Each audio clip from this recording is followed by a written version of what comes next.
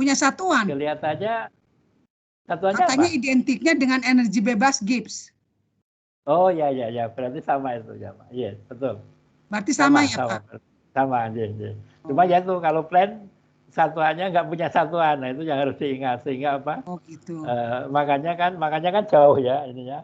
Biasanya Iya. kan di tempat lain kan energi langsung misalnya 11 kilo lari per, nah, kalau plan kan ratusan karena sudah dibagi dengan kontainer yang punya satuan, makanya nggak pakai satuan begitu. Soalnya tadi kan nilai skor dockingnya sangat-sangat besar sekali, angkanya besar, ya. tetapi sebetulnya sangat kecil gitu ya. Berarti kan itu sangat stabil. Kecil, betul. Sementara kalau Ya, binding infinity itu paling puluhan, paling 10. Ya, Biasanya bolak-balik itu nggak tahu apakah nggak tepat ininya atau gimana gitu kan. Nilai paling 7, 8, jauh sekali gitu loh kalau dibandingkan dengan skor docking gitu loh. Betul. Kalau nggak salah ada software lain juga yang, tapi saya kurang tahu ya. Saya pernah baca lupa saya softwarenya. Itu juga pakai ratusan itu ya. Nah tapi kebanyakan itu tadi, kebanyakan langsung satuannya energi kebanyakan seperti Moe, Autodock, Vina ya kalau nggak salah itu ya. Oke, baik, terima kasih Pak Ari. Ya. Jadi yang perlu diingat di sini adalah kalau metode kita sudah benar ya, kok tidak sesuai antara in silico atau docking dengan in vivo atau in vitro, itu yang dimenangkan adalah uji yang nyata, yang in vivo atau in vitro, dengan catatan kalau metodenya sama-sama benar ya, benar. Nah pernah saya itu ada rekan gitu, dia menguji molekul gitu ya, terus dia ngomongin molekul saya itu lebih bagus dari standarnya gitu. Oh ya, tapi docking saya kok berkata beda, saya bilang itu. Terus saya telusuri kerjanya gimana. Loh ternyata molekul dia itu murni obat tunggal. Kemudian pembandingnya itu dalam kombinasi dalam formula gitu, ya kan nggak fair kan. Jadi harusnya ya sama-sama obat tunggal begitu. Jadi sepanjang metode kita benar, itu kalau ada dua hal yang berbeda itu kita menangkan yang nyata ya, ya uji in vitro atau in vivo begitu. Satu lagi tadi tentang metabolisme obat ya. Jadi kita harus tahu betul bahwa yang berinteraksi dengan reseptor itu apa, obatnya atau metabolitnya itu ya. Nah karena saya pernah nguji S3 itu ada mahasiswa S3 itu meneliti kandungan dari fungi kalau nggak salah ya. Nah dia itu ada gula itu gandeng 3 gitu ya, gula gandeng 3. Terus diuji in vitro ya, untuk sel kanker bagus sekali, mengalahkan doxorubicin gitu kan, Terus semua penguji pokoknya selamat, pokoknya ini diharapkan nanti jadi obat yang bagus gitu ya. Hanya saya yang berbeda pandangan. Saya bilang ini molekul ini ada 3 gula ya. Gula itu kan ROR ya, ROR. Suatu ether ya. Menurut metabolisme obat, kalau ether itu nanti akan di metabolisme akan pecah gitu ya, putus gitu ya. Nah, pertanyaan saya, Anda kan ujinya in vitro ya. Jadi saya nggak yakin, saya bilang itu. Coba disimulasi kalau pecah ikatannya, ether itu nanti jadi apa? Itu yang didokengkan, saya bilang itu. Nah, jadi nanti bisa kecelek ya. Uji in vitro-nya bagus, dockingnya bagus secara in vitro karena yang didokengkan memang 3 gula gitu kan. Tapi setelah dimasukin tubuh kok beda, nanti akan kecewa ya. Kenapa saya bilang gitu? Karena yaitu obat itu yang berinteraksi itu obatnya atau metabolitnya. Dan mengobati kanker itu kan obatnya yang masuk ke tubuh, saya bilang itu. Bukan kankernya dari tubuh kita cungkili terus kita taruh di cawan petri dikasih obat Anda kan. Kan obat Anda yang masuk tubuh, bukan kankernya dicomotin masuk ke petri kan. Jadi contohnya seperti itu. Jadi harus hati-hati begitu. Ada lagi pertanyaan?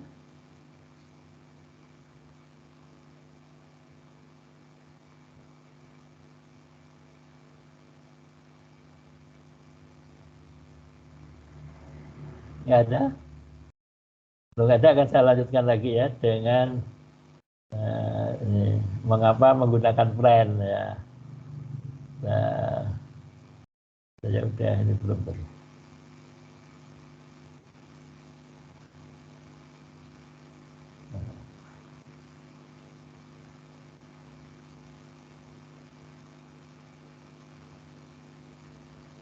Jadi mengapa kita menggunakan plan?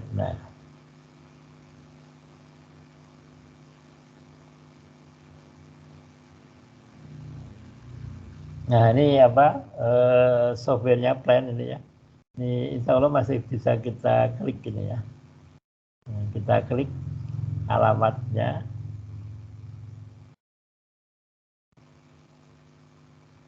Ya masih ya. Ya ini ya.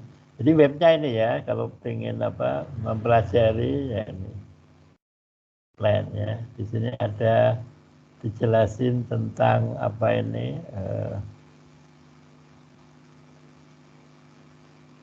tentang plan ya.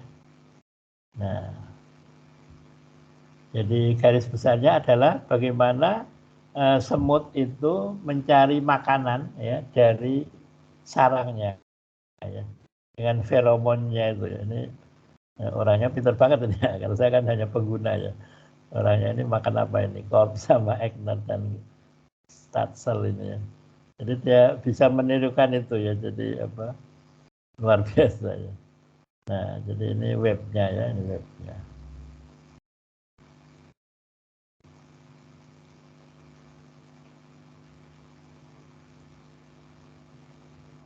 Nah, tadi udah ini ya. Jadi, nah kelebihannya tadi ya, dapat dioperasi. Nah, tadi sudah tadi ya.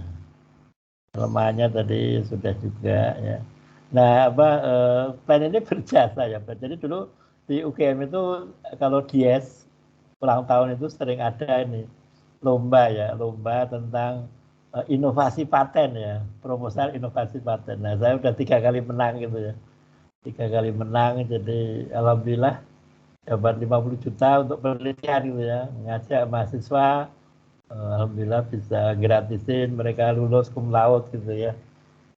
Nah tapi apa namanya, yang ketiga ini saya dengar dari apa jurinya itu, yang ketiga ini sebenarnya ada perdebatan Pak Hari katanya. Kenapa? Ini Pak Hari kok menang 3 kali ya? Biasanya gubernur apa itu kan 2 kali, kok 3 kali. Katanya ada yang nggak setuju, terus yang kenal sama saya itu bilang, tapi di peraturan itu nggak ada, nggak boleh kalau 3 kali. Nah akhirnya setelah saya menangkan 3 kali itu, ini dihapus sekarang, nggak ada lagi gitu ya. Nah dan ini itu sebenarnya waktu saya sekolah ya, saya sekolah itu di apa, dikasih judul sama promotor saya. Saya itu sebenarnya pengennya sekolah itu pakai ide saya sendiri ya. Begitu. Nah, tapi ternyata kok nggak diizinkan ide saya itu, saya harus menjalankan idenya promotor. Ternyata molekulnya itu ya seperti kemarin tadi atau kemarin ya. Jadi antara desain dan fakta itu desainnya gampang, tapi setelah saya laksanakan, saya sintesis itu nggak jadi Bu ya. Jadi yang Ibu pernah bilang kemarin. Jadi mau bikin A jadinya B. Loh, bikin A jadi B, bikin A jadi C gitu kan. Nah makanya ini apa harusnya itu jadi disertasi saya. Tapi saya bilang, loh masa saya S3 bikin molekul nggak jadi? Karena kenapa? Karena memang saya tidak serg di hati ya. Itu kan idenya promotor saya. Saya pengennya ide saya sehingga sampai tahun keempat kalau nggak salah itu nggak jadi semua. Tapi ini saya kasihkan mahasiswa S1, mereka ya senang ya, jadi istilahnya mereka cum laude, dapat A gitu ya, gratis gitu ya. Nah saya yang begitu ngadep sama promotor kopromotor, ya saya udah bilang Pak Hari ini nggak pernah ngadep, pasti akan tersesat katanya. Bukan begitu, saya nyintesis molekul nggak jadi-jadi, saya bilang gitu. Nah akhirnya saya tunggu promotor saya tunggu pensiun. Terus saya ganti promotor dengan ide saya sendiri. Alhamdulillah ide saya sendiri itu yang akhirnya bisa menyelesaikan begitu. Terus ini masuk ke Inovasi Indonesia 3 kali juga ya. 3 kali. Saya pikir dulu mau dapat hadiahnya banyak ya. Di UGM kan 50 juta ya. Saya pikir di sini ya minimal sama, ternyata enggak, ternyata ini dapat buku harus beli. Pertama kali saya dapat tahun 2014 ya, 106 Inovasi Indonesia. Saya diundang ke Jakarta, saya pikir mau dapat apa ya, ternyata saya berangkat itu di sana ternyata sertifikatnya belum jadi, bukunya belum jadi. Tapi saya ketemu sama maksudnya di sana ada Pak Habibie yang menerangkan apa itu 10 Agustus ya. Saya juga baru tahu setelah menang itu. Ternyata kita punya hari namanya Hari Kebangkitan Teknologi Nasional. Lahirnya 10 Agustus tahun 1995. Itu saat Pak Habibie bisa menerbangkan pesawat CN235. Kalau nggak CN250 itu ya. Nah, itu diperingati sebagai Hari Kebangkitan Teknologi Nasional. Nah, saya baru tahunya juga pas menang itu ya. Kemudian tahun berikutnya saya menang lagi, saya nggak ke sana, paling juga belum jadi lagi sertifikatnya. Dan tahun 2017 ya saya juga dapat ya 3 kali itu. Nah kemudian software plan ini juga yang membuat saya berhasil mematenkan ya. Mohon doa restunya yang RG3 itu sedang diminati Kimia Farma, mudah-mudahan jadi bahan baku obat gitu di Indonesia. Nah ini yang saya katakan tadi ya, ada manotriose, jadi tirosenya 3 gandeng itu ya. Saya dongengkan untuk dibandingkan dengan doxorubicin memang bagus, tapi ini in vitro kan. Nah, bagaimana kalau pecah? Nah ini nanti kita pakai Lickplot ini ya untuk visualisasi. Nah jadi saya lebih senang pakai Lickplot dibanding Moe ya. Walaupun Moe-nya berbayar, tapi menurut saya kok lebih bagus ini Lickplot ininya visualisasinya. Nah ini nanti kita terhubung sama Paymol ya. Kenapa perlu dihubungkan? Karena simple ya. Jadi tinggal ngeklik sudah 2 dimensi jadi 3 dimensi. Kalau kita langsung ke Paymol ya, tidak lewat Lickplot itu banyak langkah yang saya kurang begitu senang gitu karena harus banyak langkah gitu. Nah kira-kira seperti itu. Silakan kalau ada yang bertanya.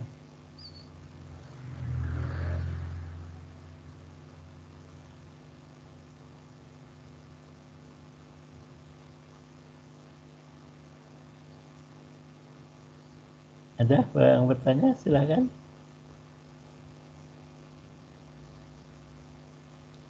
Belum ada? Kalau belum ada, saya lanjutkan lagi. Kemarin saya bilang andrographite itu untuk senyawa penuntun ya. Nah ini.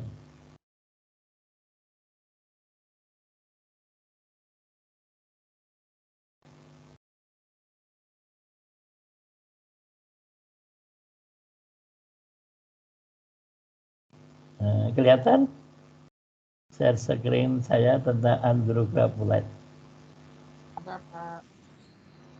Ya, jadi kemarin saya bilang kalau tentang andrographite, bagaimana kita menjadikan andrographite sambiloto sebagai senyawa penuntun penemuan obat baru anti malaria.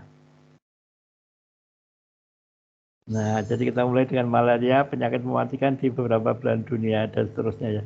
Sebenarnya malaria ini sempat dinyatakan Indonesia bebas malaria ya. Tapi saya nggak tahu kenapa kok jadi nggak bebas lagi. Yang jelas tahun berapa itu saya dengar kabar itu Bill Gates itu datang ke Fakultas Kedokteran UGM. Saya nggak tahu ada perbincangan apa di sana ya. Kok terus ada malaria lagi. Kita nggak berprasangka, cuma malaria ini kan juga ya bisa dapat uang juga ya, nggak tahu. Jadi walau alam. Jadi malaria ini memang bangkit lagi atau dimunculkan untuk bisnis, saya nggak tahu ya. Nah, jadi Indonesia itu kaya akan bahan alam, kimia bahan alam ya. Nah, salah satunya ini adalah sambiloto, di mana mengandung andrographite. Nah, ternyata ada penelitian yang dia itu bisa menurunkan parasitemia ya. Jadi parasit di dalam darah itu secara in vivo itu ternyata bisa berkurang, menurun dengan andrographite-nya sambiloto. Nah, sehingga kita cari sebagai senyawa penuntun nanti. Nah, oleh karena itu kita harus tahu mekanisme kerjanya, targetnya andrografolate itu apa. Nah dari situ nanti akan kita desain molekul baru. Nah ini ternyata setelah kita baca jurnal, ternyata jurnal itu menjelaskan bahwa bekerjanya di cysteine proteinase ya. Nah ternyata setelah saya cek itu ada kode PDB-nya 3BWK.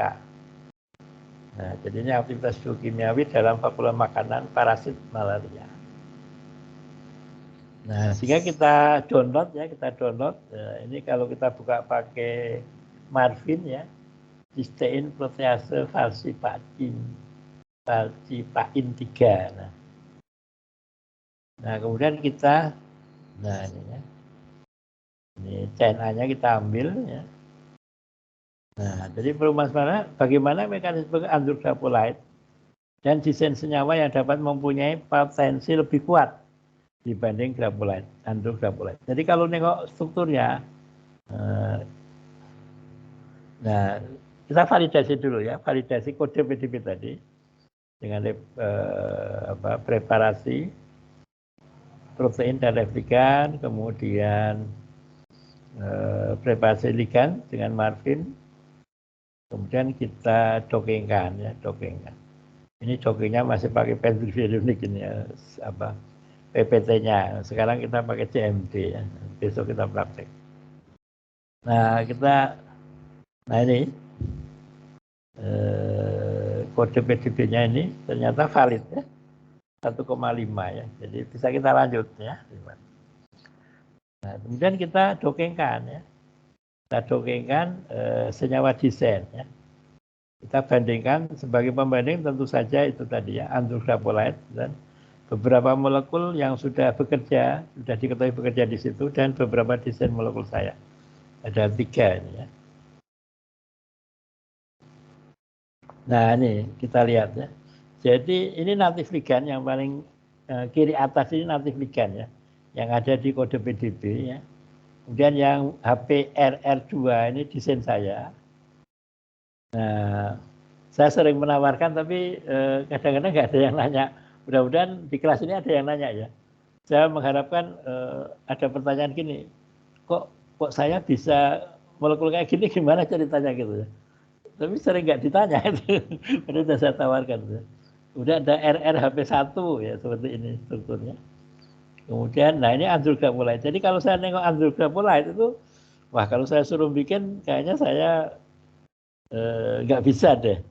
Selain nggak bisa juga males kelihatannya molekulnya diskoneksinya gimana, terus nanti bahannya mahal enggak, jangan-jangan nanti contohnya mahal banget gitu ya. Berapa langkah reaksi ya, kayaknya sih lebih dari 1 ini ya. Nah daripada saya kesulitan bikin andrografolate, lebih baik saya bikin molekul baru yang lebih bagus dari andrografolate. Bagaimana tahunya lebih bagus? Ya dari skor dokengnya begitu ya. Nah ini hasil dari pembahasannya ya. Ya ternyata kalau dibuat tabel ya, ternyata desain saya itu dibanding andrografolate menang semua ya. Dan kalau dari angkanya kayaknya berbeda signifikan ya. Berbeda bermakna ya, artinya lebih poten ya desain saya. Memang masih kalah dibanding dengan ligan natifnya ya, tapi dibanding andrografolate sudah lebih bagus begitu. Nah daripada saya misalnya membuat scapolite untuk industri misalnya, mendingan molekul saya begitu. Nah saya kira kedudukannya di dalam reseptor seperti ini. Jadi akan numpuk ya. Jadi ligan-ligan itu akan menyesuaikan sehingga nyaman gitu ya. Jadi nggak ada yang melintang ya. Nah, kan? Semuanya kan. Ya. Jadi ini ligan natifnya, nah ini redokingnya, nah kan, ngumpul di situ kan, nggak ada yang melintang gitu ya, nggak ada, nah kan. Nah ini visualisasi dimulai seperti ini ya. Ya. Saya sih kurang kayaknya kurang menarik kalau menurut saya ya. Ada seri 55, seri 59. ada 156 ya, isoleusin ya. Ada keterangannya ini, interaksinya apa, apakah sebagai apa namanya asam atau basa dan sebagainya. Nah ini tiga dimensinya seperti ini ya. Masih kurang menarik menurut saya ya, masih menarik pakai Lickplot dan PyMol. Nah kesimpulannya hasil molekul Dawkins menunjukkan interaksi androglycolide dengan enzim sitin proteinase falsipasin terutama pada 7 asam amino yaitu serin dan seterusnya. Bila dibandingkan dengan senyawa inhibitor sintetik ya, androglycolide mempunyai potensi lebih rendah ya, skor Dawkins-nya masing-masing sekian ya. Yang ketiga, desain ketiga senyawa sintetik ya, RRHP1, RRHP2 dan HPRR2 masing-masing skor Dawkins-nya -86, -88, -87 lebih poten dibanding androglycolide. Nah, kira-kira seperti itu. Jadi kalau kita mau ikut seminar itu kita ya cukup bawa presentasi kayak gini udah bisa ikut seminar gitu ya. Cukup di depan laptop, modal internet ya, sama software Dawkins sudah bisa ikut seminar. Nah, itu yang bisa saya contohkan. Kalau ada pertanyaan dipersilahkan. Izin bertanya Pak Hari. Ya, silakan.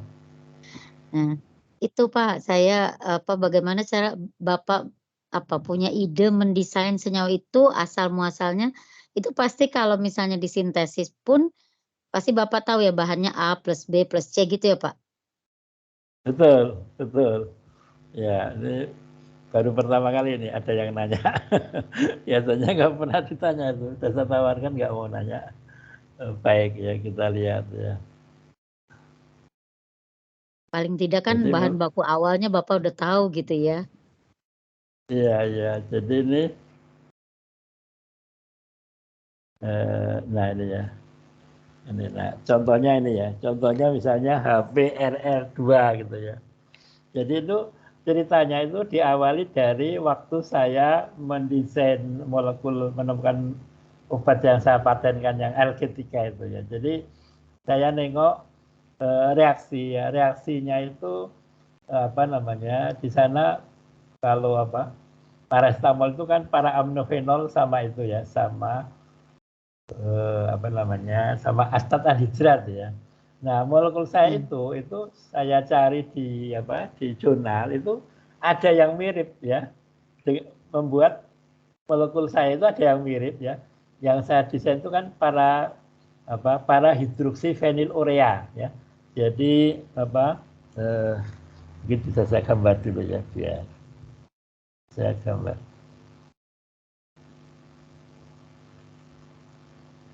Nah, jadi kelihatan ya saya gambar. Kelihatan, Pak. Jadi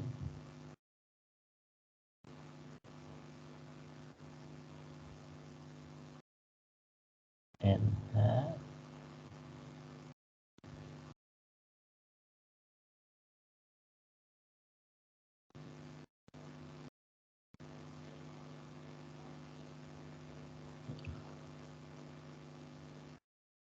Nah, jadi saya tengok ya, saya searching di jurnal, itu ternyata ada yang membuat seperti ini, Bu. Nah, ya. Sudah ada orang yang membuat seperti ini. Sementara desain saya itu kan ini apa? Ada UH-nya ya. Desain saya itu ada UH-nya. Nah, sebentar. Tahunnya itu kalau nggak salah tahun 23 ya, 23. Jadi tahun 23, jurnalnya itu tahun 23, 1923. Itu ada yang sudah pernah membuat ini ya, membuat kalau ini kan molekul ide saya ini ya. Kalau yang apa? Yang orang itu ininya dihapus. Jadi pakai anilin. Nah, jadi dia pakai anilin terus pakai urea gitu kan. Nah, makanya terus saya contoh, saya kan ini tinggal saya tambahin OH. Nah, jadi saya pakai metodenya ini, kalau nggak salah Davis namanya ya. Davis ini yang membuat ini. Nah, dari situ saya punya pengalaman bagaimana menyambung suatu molekul ya yang mengandung N ya, yang mengandung N, kita sambungkan dengan C ya. Jadi saya nyambung N dengan C ya. N dengan C. Jadi N-nya itu harus N yang ada NH2-nya. Nah, gitu kan. Terus C-nya, ini C-nya itu ternyata dari pengalaman itu ini bisa saya ambil dari urea ternyata ya. Dari urea. Jadi kalau kita punya urea ya, berarti urea itu strukturnya kayak gini. NH2 ya. Ya. NH2. Nah, jadi kalau urea seperti ini, itu ternyata kalau kita reaksikan itu ininya lepas nanti ini jadi asam isosianat ya. Kemudian yang akan disambungkan itu karbonil ini Bu, karbonil. Nah, sehingga saya punya pengalaman bagaimana menyambung C dari urea dan molekul lain yang mengandung NH2 begitu. Nah, sehingga yang tadi nah ya. Jadi saya CO di sini saya pakai urea. Kemudian yang ini saya cari ada yang jual ini. Kebetulan saya pernah pakai juga ini 4 aminonaftol namanya. Saya masih punya ini molekulnya ya. Nah, kemudian yang ini para aminofenol. Nah, jadi ini harapannya satu langkah reaksi juga ya. Jadi urea dicampur dengan para aminofenol sama 4 aminonaftol. Satu langkah reaksi nanti bisa dan ini kalau nggak salah ini malah pernah saya buat ini kalau nggak salah yang MH 2011 kan ini sebenarnya cuma saya ganti nama aja ini.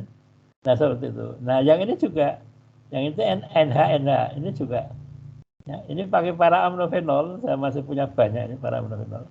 Urea saya punya juga. Kemudian yang ini ya ini harus beli ini karena baru ini. Saya cari di Sigma ada ini yang jual. Nah, kemudian yang ini RRHP2 ini juga.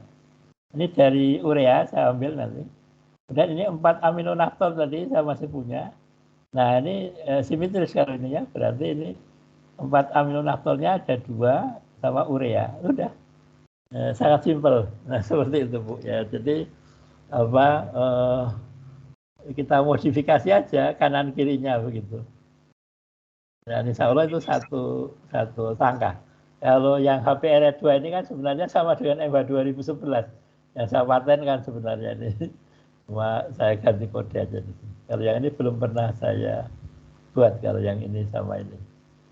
Nah begitu Bu. Pak, untuk yang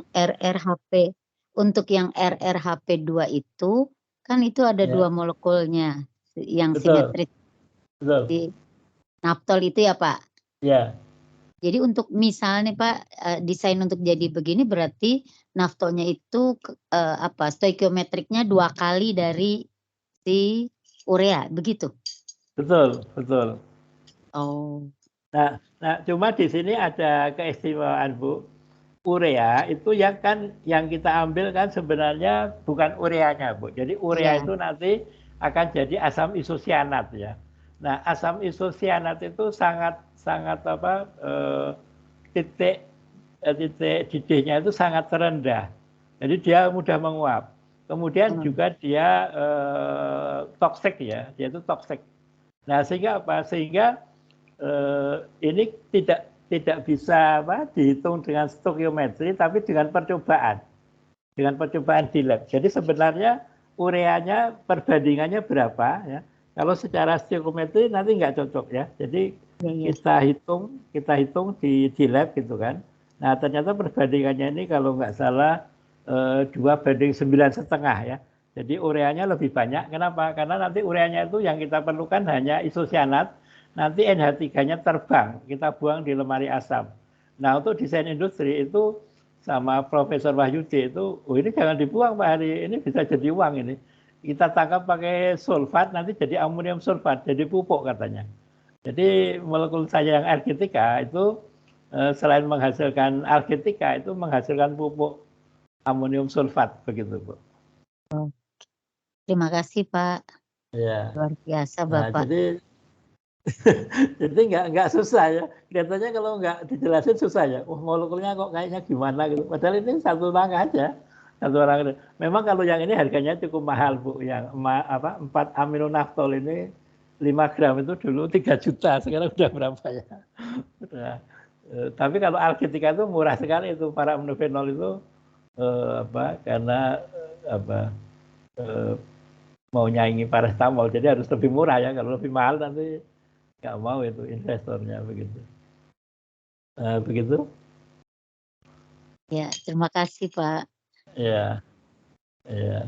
Jadi kita jadi desainer itu ibaratnya gini, Bu. Kalau seorang ibu itu kalau punya hobi bikin kue, itu kan kalau lihat di dapur ada apa ya? Oh, ada tepung gitu ya. Terus kita kira punya apa lagi? Oh, ini. Kalau gitu akan saya buat kue misalnya bolu kukus atau apa gitu ya. Tapi kalau yang nggak ada jiwa desainernya, itu nengok tepung itu ya udah tepung tambahin air diaduk-aduk kasih garam digoreng kan gitu. Jadi ibaratnya gitu. Jadi kalau seorang desainer tuh lihat kira-kira di lab saya ada apa ya? Oh, ada molekul ini, apa lagi ini bisa kita campur, bisa kita reaksikan nanti jadi molekul baru ini. Nah seperti itu Bu kira-kira. Memang pakai latihan ya. Nanti lama-lama jadi terbiasa begitu. Ada lagi?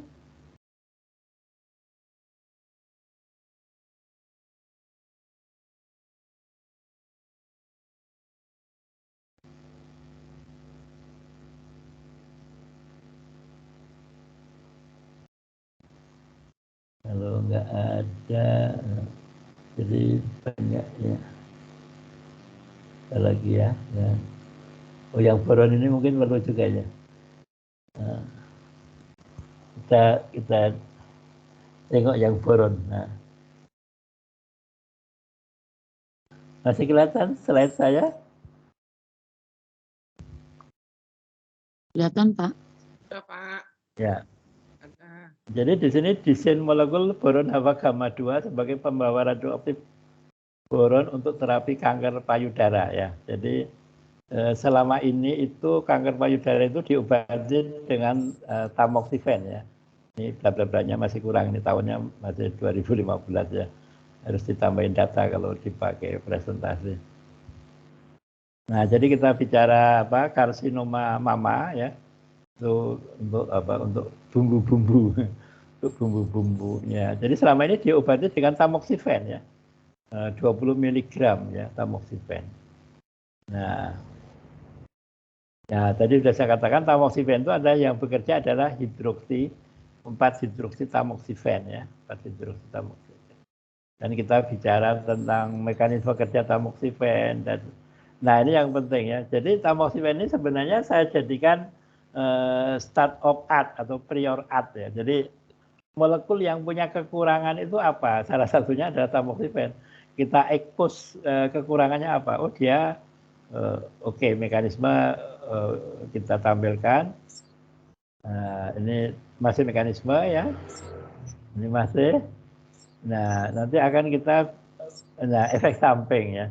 Jadi kita expose bahwa tamoxifen itu punya kekurangan, efek samping. Nah, efek sampingnya apa? Gejala menopause, kemudian komplikasi berbahaya seperti pembekuan darah dan seterusnya. Jadi kita expose kekurangannya supaya kita bisa menawarkan obat baru gitu ya. Nah, ada katarak dan seterusnya gitu ya. Nah jadi intinya tamoxifen punya efek samping, kita perlu obat baru kan gitu ya. Nah kemudian kita cari tamoxifen itu, oh ternyata dia targetnya itu 3-ERT, reseptor estrogen alfa ya. Kita validasi.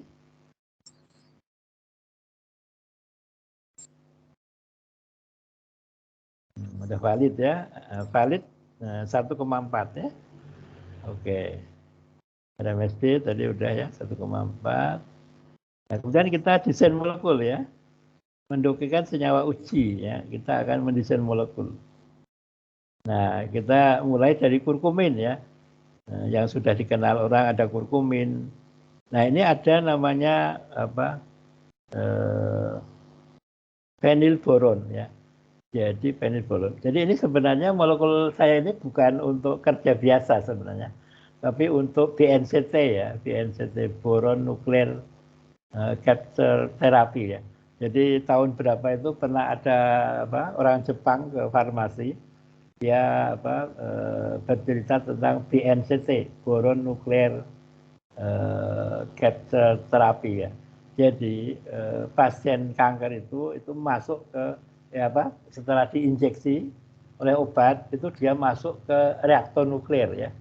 Ini Fakultas Farmasi salah satu dosennya dapat proyek 500 miliar Bu. 500 miliar untuk 5 tahun. Alhamdulillah saya nggak ikut, nggak ikut mendesain molekul.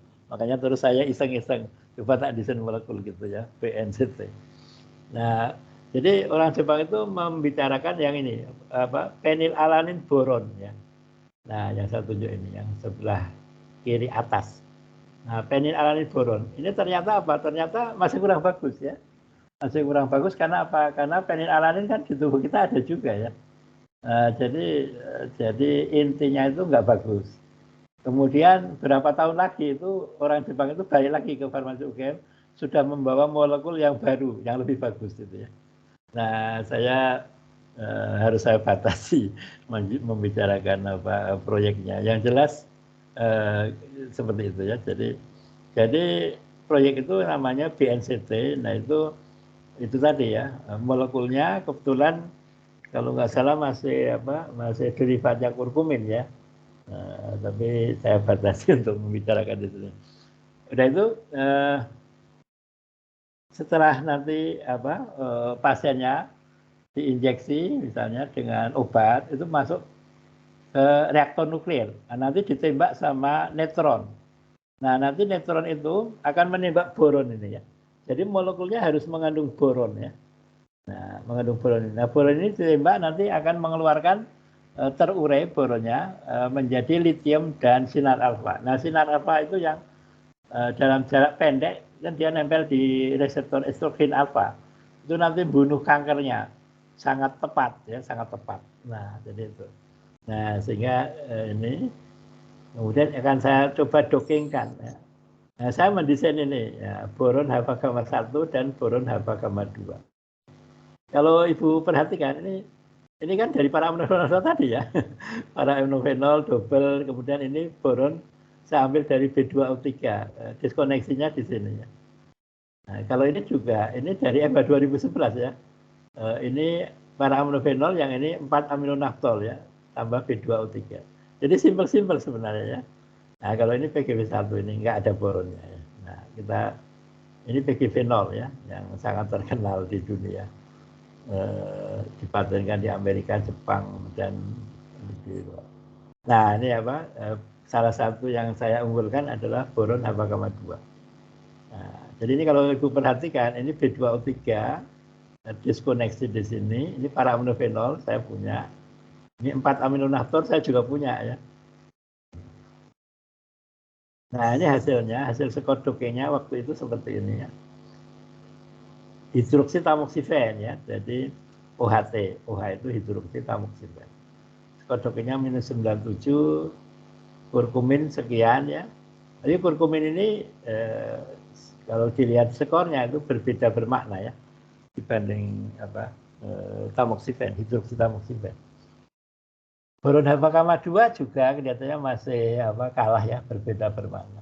Kalau boron HF gamma 1, kalau boron HF gamma 2 kelihatannya kalau dilihat walaupun ini lebih minus tapi kayaknya tidak berbeda secara bermakna. Anggap aja potensinya sama kuat gitu. Nah, bedanya apa? Terus apa gunanya kok saya mendesain boron HF gamma 2?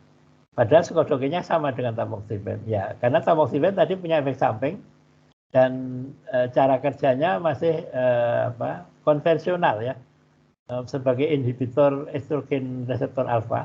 Sementara yang boron HF gamma 2 ini, nah ini tadi saya katakan yang boron penilalanin tadi kan skornya kalah ya, jauh ya dibandingkan skor desain saya yang dari orang Jepang yang boron penilalanin. Nah, jadi seperti itu. Kemudian, nah ini, jadi boron tadi adalah, makanya molekulnya harus mengandung boron ya, supaya nanti bisa ditembak sama neutron. Nah, ini sifat-sifat sinar alfa ya. Partikel alfa dari dan seterusnya, kecepatan, daya tembus, ya, energi yang besar, ya, menghancurkan sel hidup dan menyebabkan kerusakan biologis, ya. Karena jaraknya dekat, maka yang dihancurkan adalah yang tadi sel kanker payudara tadi. Nah, jadi ini diskoneksinya seperti ini, ya, reaksi diskoneksi. Ini reaksi sintesisnya. Satu langkah ya, satu langkah reaksi. Nah, jadi apa? Jadi pasiennya itu masuk ke ini, ditembak sama reaktor neutronnya, neutron tembak, nanti keluar litium sama sinar alfa. Nah, sinar alfanya ini yang akan menghancurkan sel kanker payudara. Nah, kelebihan metode terapi boron ini adalah presisinya hanya merusak sel target, sedangkan sel lain aman karena daya tembaknya ini kan kecil ya, maksudnya jarak pendek ya. Dia nempel di reseptor estrogen alfa ya, di mana untuk jenis kanker tertentu payudara itu ditandai dengan overnya reseptor estrogen alfa. Kata peneliti utama Pusat Sains dan Teknologi Ekselens Banten, Profesor Yohanes ya. Jadi yang ngomong Profesor Yohanes itu, yang bilang terapinya presisi. Bukan saya. Nah, jadi ini tamoxifennya tadi. Ini reseptor estrogen alfa. Nah, ini boron hapagama 2 di sini. Nah, tapi karena ini mengandung boron, nanti ditembak neutron, keluar sinar alfa, nanti yang menghancurkan ini estrogen reseptor alfa. Nah, jadi boron hapagama berdasarkan molekulnya berpeluang menggantikan tamoxifen dan lebih efektif untuk mengobati kanker payudara. Nah, jualan saya seperti ini kalau ikut seminar, Bu. Nah, seperti itu. Nah, silakan kalau ada diskusi.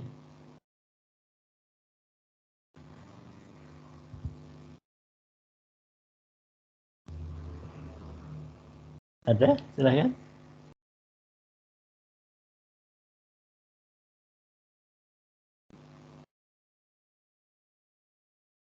Bu Farida. Bu Sobiro. Bu Gustini ada pertanyaan?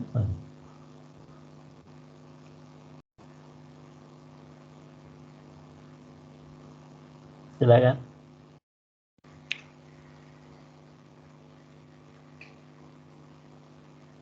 Pak Hari izin bertanya.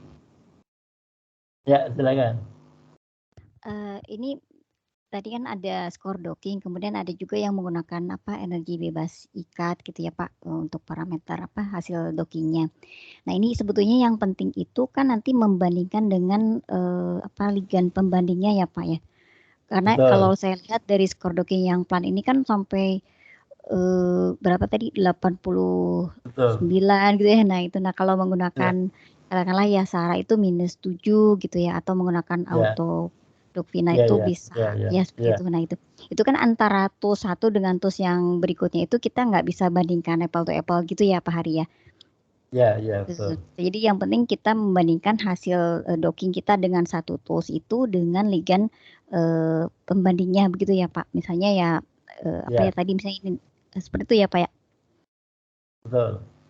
Ya. Ya, terus pertanyaannya? Ya, sudah Pak, gitu. Untuk memastikan saja karena ini kalau saya lihat yang ini kok besar sekali kalau menggunakan skor docking yang plan ini gitu. Jadi mungkin harus Ya. Sebenarnya di sini belum lengkap ya, cuma karena dibatasin ya. Jadi sebenarnya selain skor itu sebenarnya nanti saya kasih contoh lagi. Selain skor itu sebenarnya ada kemarin juga saya katakan ya, ada kesamaan asam-asam amino yang berikatan antara molekul kita misalnya dengan molekul pembandingan begitu ya. Nah di sini kan belum tampak ya tadi sebenarnya. Nah, sebenarnya bisa kita lengkapi ya. Nanti saya kasih contoh yang satunya bagaimana interaksi asam-asam amino sehingga kita selain skor itu kita punya data bahwa oh molekul saya ini kok yakin kalau itu berkhasiat gitu. Ya yakin karena banyak asam aminonya yang sama. Ya, jadi kalau di HKSA kan kerangkanya harus sama. Kalau di sini bukan molekulnya, tapi asam amino dari target itu yang mengikat itu kebanyakan harus sama, begitu. Ya, betul. Ada lagi?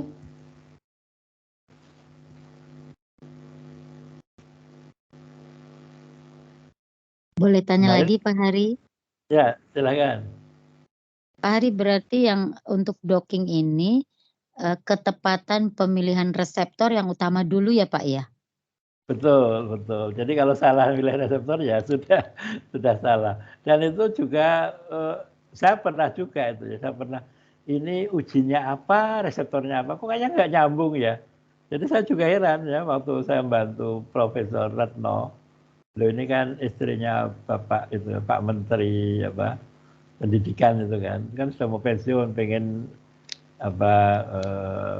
bikin buku hasil penelitian gitu kan. Nah pada saat saya bantu beliau itu, saya menjumpai di jurnal itu, ini mau mendokengkan anti kanker kok kodenya kok meragukan gitu ya. Jadi kadang-kadang ada itu 1-2 itu yang kok nggak nyambung ya. Mau nguji apa, reseptornya apa gitu. Jadi kita juga harus berhati-hati supaya kita bisa lebih yakin ya. Itu PDB-nya apa sih sebenarnya begitu ya. Begitu ya. Itu kadang-kadang kita cari juga kalau beruntung lewat itu Wikipedia ya. Jadi misalnya kita nyari enzim di sana, terus nanti banyak sekali keluar protein data bank itu ya. Jadi bagaimana, mungkin ada yang bertanya, bagaimana kita memilih PDB? Nah itu bisa lewat googling ya. Jadi misalnya kita mau docking apa, kita googling aja molekular docking apa gitu kan. Nanti kan banyak jurnal. Nah dari jurnal itu kita teliti, oh ada yang pakai PDB ini. Terus kita cek juga, benar nggak sih PDB-nya? Oh kayaknya kok cocok saya, nah, pakai gitu. Tapi kalau misalnya PDB-nya kok kayaknya nggak meyakinkan, ya udah cari yang lain ya, jangan ikut-ikutan nggak jelas gitu. Nah begitu. Jadi bisa lewat googling atau lewat yang tadi RCSP tadi. Diketik di sana kata kuncinya, nanti akan keluar kode-kode, nah itu kita pilih kira-kira cocok yang mana. Nah seperti itu. Nah kadang-kadang kode PDB itu banyak untuk enzim yang sama misalnya. Nah itu juga kita perlu strategi juga. Jadi kalau bisa itu kita milih PDB yang liga natifnya itu kira-kira ya deket lah dengan molekul kita gitu ya. Nah, kayak misalnya itu ya, yang tadi 6Lu7 itu molekulnya gede banget. Kalau saya punya molekul yang separuhnya, ya jelas kalah nanti ya, jelas kalah. Skor dokingnya jauh banget. Nah, makanya tadi saya milih 3E9S. 3E9S tadi itu saya bisa ngalahkan. 3E9S, 5R7Y, saya bisa ngalahkan. Itu untuk anti COVID juga. Tapi kalau 6Lu7 saya belum bisa ngalahkan itu. Nah, molekulnya gede banget, belum lagi tadi cara sintesisnya nanti juga banyak langkah, banyak merepotkan gitu. Jadi kita harus jeli-jeli dalam memilih kode PDB ya. Nah seperti itu.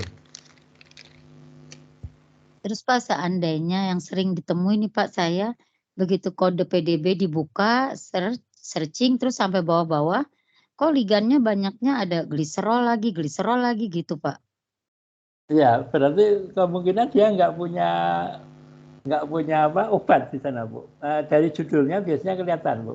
Dari judulnya biasanya berinteraksi dengan inhibitor misalnya, atau dengan agonis gitu. Nah itu berarti ada liganya. Tapi kalau judulnya hanya cerita, oh ini reseptor, oh berarti itu kosongan itu. Berarti nggak ada liganya itu tuh. Nah, jadi memang jadi jangan sampai salah memilih ligan. Dulu saya juga waktu awal juga gitu, gliserol saya anggap ligan, padahal bukan, bukan ya. Ya, terima kasih Pak. Ya. Pak mau tanya? Ya, silakan. Maaf tadi saya terlambat masuk. Oh ya, nggak apa-apa. Ya, nggak apa-apa. Untuk misalnya kalau tadi kan disarankan untuk reseptornya itu sudah ada ligannya gitu ya. Nah kalau nggak ada ligannya ini gimana Pak? Untuk cari posisi. Kalau nggak ada ligannya, sebenarnya harusnya nggak bisa Bu, karena kan programnya kan plan ya. Plan itu protein, ligan, and system ya. Ya. Jadi sebenarnya kalau kita mau benar-benar itu sebenarnya jangan dilakukan ya, jangan dilakukan yang PDB yang tidak ada ligan. Tetapi kalau hanya untuk kalau hanya untuk jurnal atau apa itu saya pernah melakukan begini. Jadi PDB itu atau reseptor itu nggak ada ligan kan, bukan ada ligan.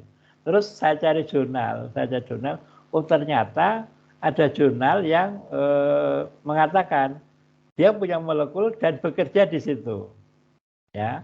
Nah akhirnya Akhirnya molekul dia itu saya tempelkan ke sana, terus saya validasi lagi. Nah, setelah itu baru molekul saya tempelkan gitu.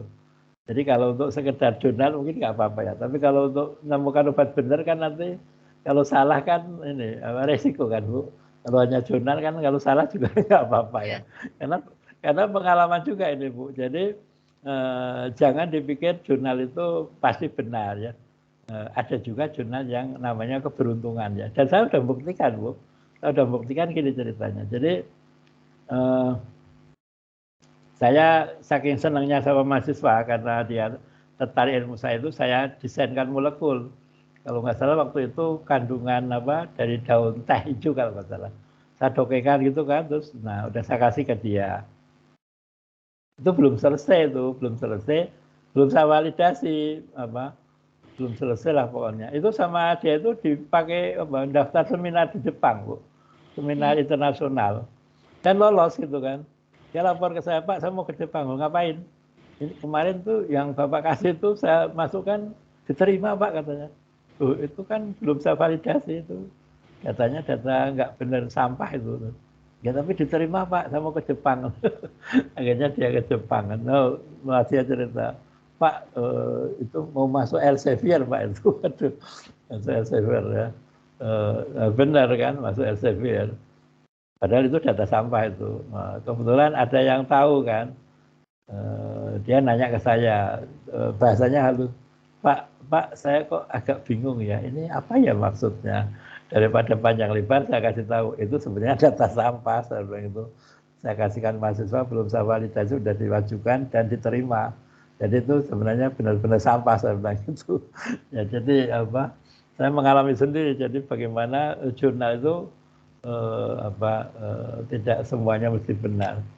Ada lagi yang mungkin sudah pernah saya katakan ya, yang minyak kayu putih itu ya, jurnal internasional juga itu ya, menyesatkan juga menurut saya ya. Jadi sudah saya ceritakan ya, yang minyak kayu putih. Sudah Pak. Jadi intinya dipilih yang ada ligan gitu ya Pak ya, yang sudah ya, bawa ya.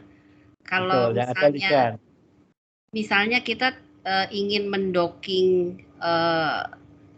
di reseptor tertentu, kemudian kita mencari informasi sisi aktifnya gitu Pak, bisa nggak dengan pendekatan itu? Jadi ketika kita membuat grid box ya kita taruh di situ di daerah situ gitu, bisa nggak Pak seperti itu?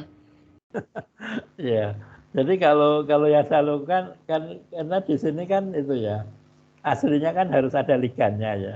Jadi kalau yang pernah saya lakukan itu ada reseptor kosong gitu kan, terus ada penelitian lain yang menyatakan molekul dia itu bekerja di situ. Nah terus saya tempelkan aja, terus saya validasi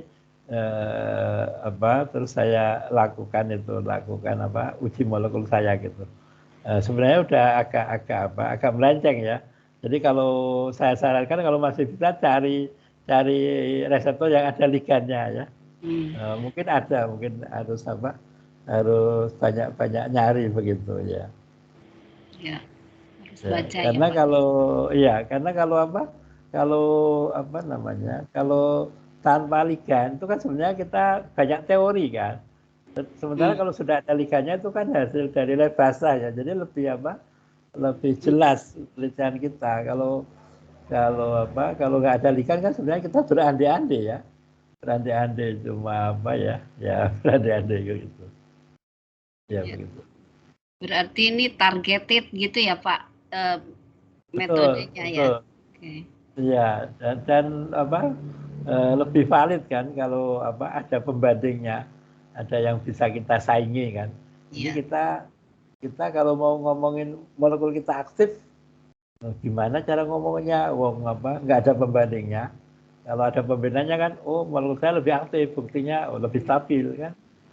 Simple begitu, ya. Ada lagi? Terima kasih Pak. Pak, maaf Pak mau nanya, nyambung tadi pertanyaan dari Bu Ami. Kalau tadi kan kalau plan itu kan memang basisnya ligan ya Pak. Apakah penentuan PDB itu juga berlaku untuk semua aplikasi yang lain ya, misalnya kayak Autodoc kayak gitu Pak. Seperti itu yang pertama. Kemudian yang kedua, pada saat memilih PDB kan kita ada berbagai macam informasi ya Pak. Nah itu apakah kita memang perlu memastikan asal reseptornya, misalnya ada yang Homo sapien, kemudian ada yang dari mikroorganisme kayak gitu. Itu seperti apa? Oh ya. Jadi yang pertama, kalau yang MOE itu bisa kosongan. Karena kalau di MOE itu ada perangkatnya untuk untuk seperti itu. Jadi kalau ada software tertentu itu yang bisa kosongan ya. Jadi nanti dia nanti ada alur ceritanya bagaimana menentukan poketnya itu begitu. Gitu. Kalau MOE bisa ya. Jadi salah satu kelebihan MOE adalah itu bisa untuk kosongan kalau MOE ya. Jadi itu yang itu. Kemudian yang berikutnya itu tadi ya reseptor dari mana gitu ya. Nah itu apakah harus dari Homo sapien?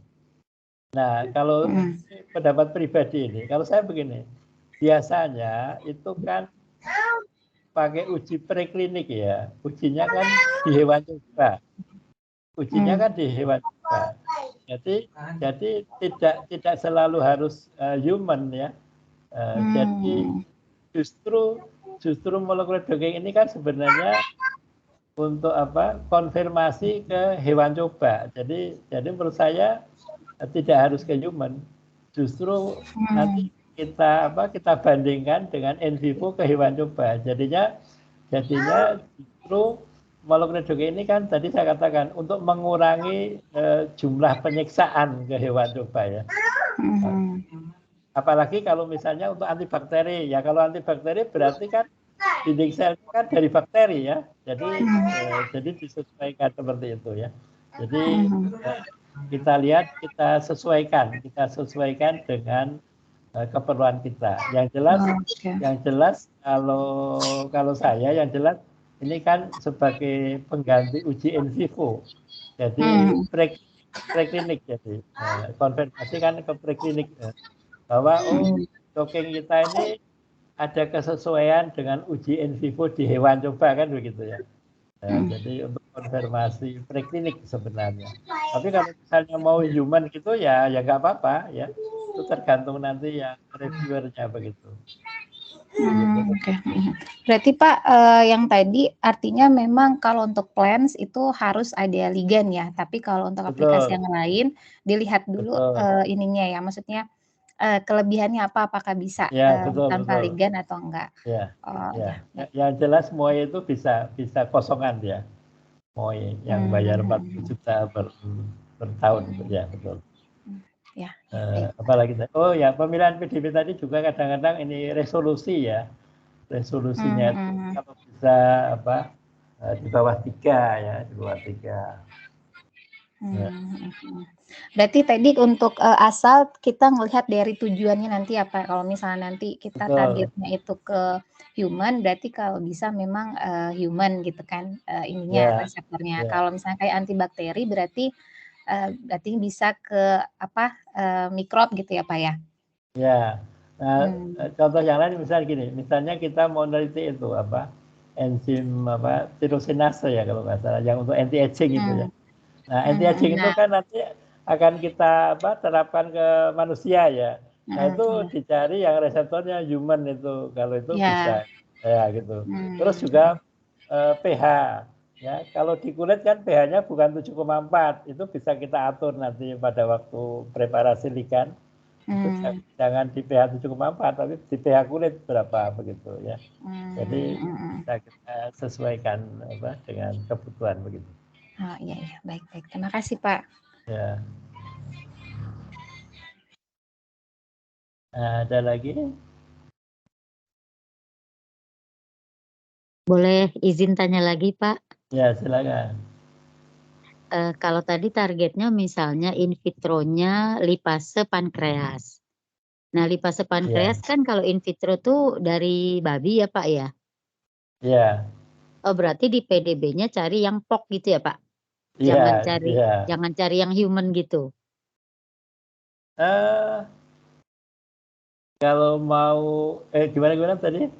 Penelitiannya pakai itu ya, pakai lipasenya dari babi. Berasal dari babi. Ya. Nah, berarti cari kode PDB-nya jangan yang human, tapi yang kan saya buka tuh ada yang dari anjing, ada babi, human juga ada. Oh ya. Ya, kalau misalnya mau langsung diterapkan ke manusia ya pakai human, mungkin nggak apa-apa juga gitu. Tapi kalau mau konfirmasi ke uji in vitro ya pakai yang babi dulu ya. Tapi babi sama manusia kan banyak kesamaan ya. Iya, bilangnya gitu. Ya, makanya nanti kalau untuk konfirmasi uji in vitro mungkin bagusnya pakai babi dulu, terus dicokengkan juga ke manusia sekalian aja kan. Oh iya. Dongengnya gampang kok, paling 5 menit. Karena kalau dongeng kan yang lama kan memvalidasi ya. Jadi kalau kita sudah punya validasi itu dongengnya kan cepat. Karena apa? Karena kita nggak usah preparasi protein sama replikan, tinggal preparasi molekul uji, jadi cepat itu ya. Begitu. Ya Pak, terima kasih. Ya. Ada lagi? Waktunya tinggal ini, mungkin bisa satu lagi ya. Saya kasih contoh yang itu ya apa namanya. Nah, itu sih.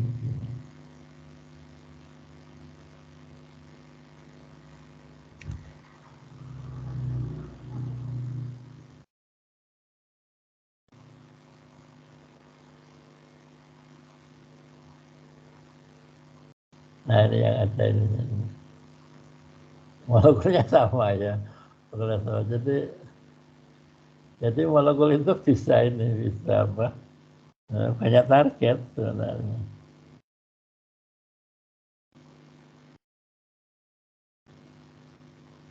Nah, ini saya mau kasih contoh yang ada itu asam aminonya ya.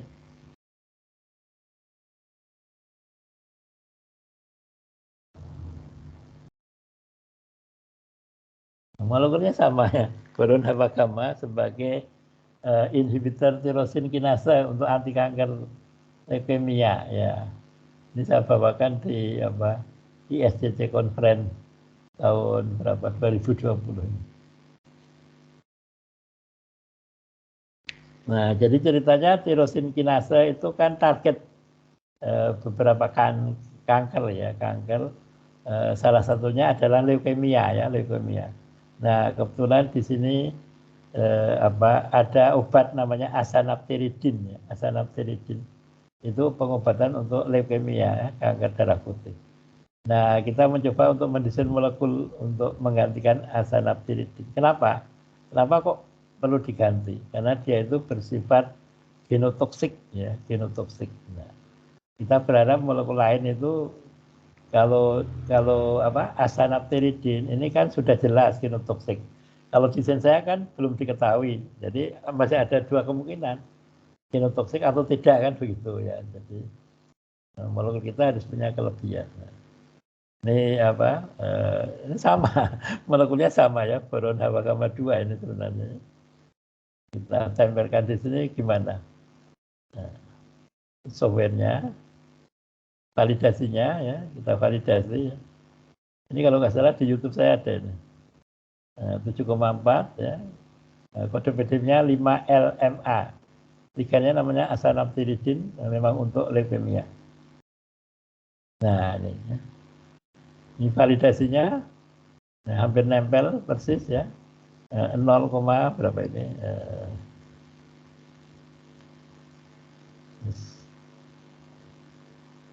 ya 0,38 ya, 47 ya. Nah, kemudian ini di bawah 2 angstrom ya, valid ya, valid. Nah, ini boron HWK 2 kita dokingkan. Nah, ini skor dokingnya antara asanaptiridin dan boron HWK 2.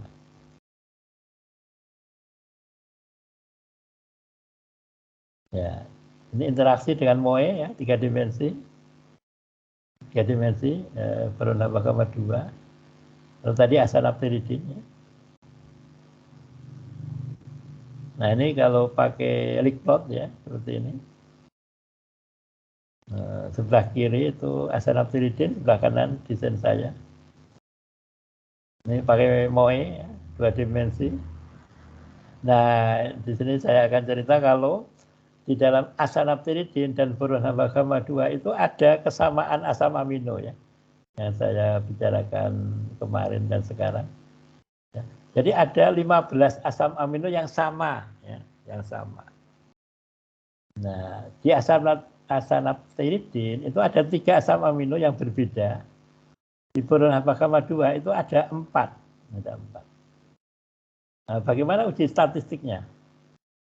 Nah, ya. Jadi ternyata walaupun boron HWK 2 ratanya minus 104, yang ini minus 105. Tapi uji statistik menunjukkan bahwa T hitung itu lebih kecil dari T tabel. Artinya tidak ada perbedaan bermakna antara asanaptiridin dan boron HWK. Ya, jadi sama potensinya. Bedanya yang asanaptiridin itu sudah jelas genotoksik, yang boron HWK belum. Ya. Jadi ada kemungkinan tidak genotoksik gitu. Nah, jadi kesimpulannya berdasarkan docking, maka boron HWK 2 berpotensi ya, sebagai anti leukemia untuk menggantikan asanaptiridin. Nah, seperti itu. Nah, begitu yang bisa disampaikan. Ada pertanyaan? Mau tanya Pak, berarti interaksi ya, dengan residu itu penting ya Pak? Oh, sangat penting, oke. Karena dia jadi kan parameter untuk menentukan apakah ligan itu potensial atau tidak gitu Pak? Betul ya. Nah, di sini cuma ini pendapat pribadi lagi ya. Jadi kalau PDB ya, PDB yang dari RCSB itu kan hasil data penelitian ya, penelitian basah kan, penelitian basah. Nah, kalau kita mendesain itu kan hasil komputasi. Jadi menurut saya itu tidak fair kalau desain saya dibandingkan dengan molekul yang real. Jadi menurut saya itu akan lebih bagus kalau kita itu bandingkan dengan redocking, dengan hasil validasi, ya. Kalau hasil validasi itu kan hasil komputasi, desain kita juga hasil komputasi, jadi fair dong membandingkan yang komutasi dengan komutasi. Kalau mau membandingkan dengan PDB asli, ya molekul kita harus kita sintesis, kita reaksikan sama-sama dong. Nah seperti itu, kalau itu pendapat saya ya. Jadi pendapat saya kalau mau membandingkan itu dengan redockingnya, kita buat PDB redocking. Nanti di pertemuan ke berapa ya, keempat ya kelihatannya. Nanti kita akan buat bagaimana membuat PDB redocking teoritis. Jadi teoritis dibandingkan dengan teoritis. Kalau punya kita desain teoritis dibandingkan dengan yang nyata di lab, ya kan nggak fair itu, gitu. Pak, kalau tadi ada T hitung dengan T apa ya tabel ya, itu memang harus seperti itu, Pak? Kalau saya itu untuk mengklaim bahwa kita itu molekul kita itu lebih bagus, itu kan harus pakai statistik kalau saya ya. Nah, kalau memang kebanyakan saya tengok nggak pakai itu, makanya waktu ada seminar internasional ya, itu kan ada skor dokenya kalau nggak salah -8,5, yang referennya -8,3.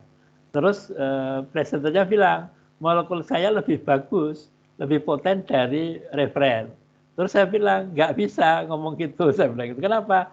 Harus pakai uji statistik dong. Dia bingung gimana ujinya. Ya, kalau dengan Fred kita punya data rata, punya data standar deviasi, kita pakai uji T untuk membedakan dua rata itu sama enggak. Sama ibaratnya dengan nilai ya.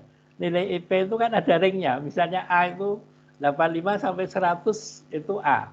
Ya. Kan sama-sama A. Apakah kita bisa mengklaim yang nilai 90 lebih bagus dari 85? Toh sama-sama A. Ya. Nah, jadi harus pakai statistik kalau saya begitu. Itu muncul begitu aja gitu Pak atau gimana? Nggak ngerti. itu apa? Oh enggak. Jadi di plan-nya itu ada data apa 10 data Bu yang bisa kita cari rata dan standar deviasi. Nah, kalau uji T-nya itu di pelajaran statistik kan ada Bu, membandingkan dua rata. Nah, itu pakai rumus dari statistik. Cuma sudah saya buat template, jadi tinggal memasukkan rata sama standar deviasi udah muncul T hitung begitu. Nanti kita bandingkan dengan T tabel dengan taraf kepercayaan tertentu. Mau 95%, 99% atau mau berapa, itu T tabelnya beda-beda begitu. Iya, jadi lebih valid gitu ya Pak ya, secara ya, ada betul, data statistik intinya seperti itu ya Pak. Betul. Kalau kita cuma ngomong ya kalau jauh sih mungkin bisa ya Bu. Misalnya yang satu -90, yang satu -70 itu kan jelas beda ya. Tapi kalau -88 dengan 87 ya kayaknya harus pakai uji statistik itu ya, mau nggak mau kalau dekat gitu. Ya. Oke. Ya, terima kasih Pak. Ya, ada lagi?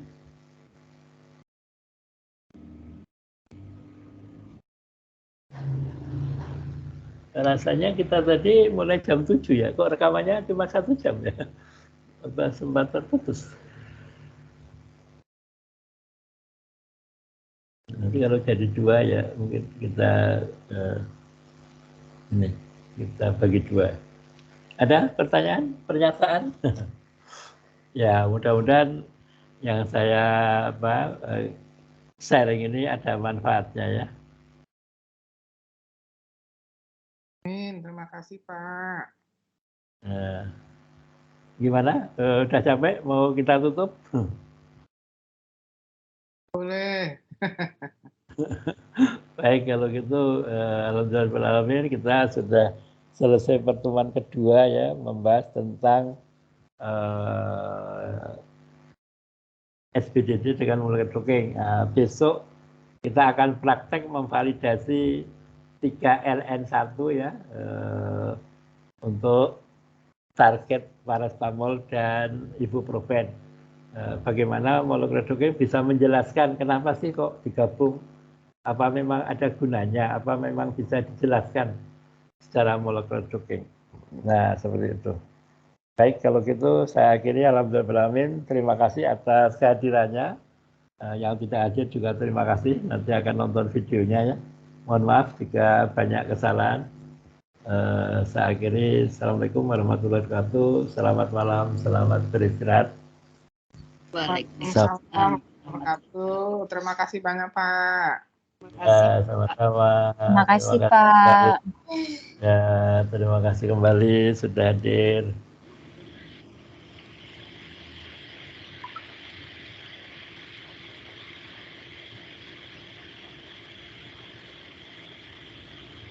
Oh iya, ternyata terputus jadi 2 rekaman.